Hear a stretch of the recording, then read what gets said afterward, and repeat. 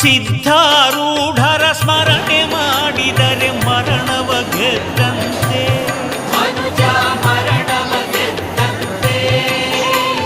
ಭಕ್ತಿಯ ಭಾವದಿ ನಿತ್ಯ ನೆನೆದರೆ ಮುಕ್ತಿ ದೊರೆಯುವುದಂತೆ.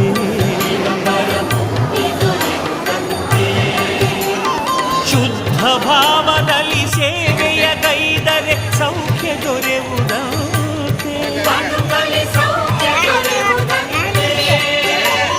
ನಿರ್ಮಲ ಮನದಲ್ಲಿ ಪಾದಕ್ಕೆ ಮಣಿದರೆ ಸ್ವರ್ಗ ಸಿಗುವುದಂತೆ.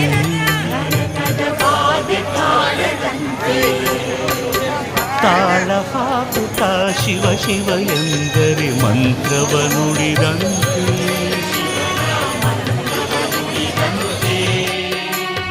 ಓಂ ನಮ ಶಿವಾಯ ಎಂದರೆ ಸಾಕು ಗುರುವು ಒಲಿವನ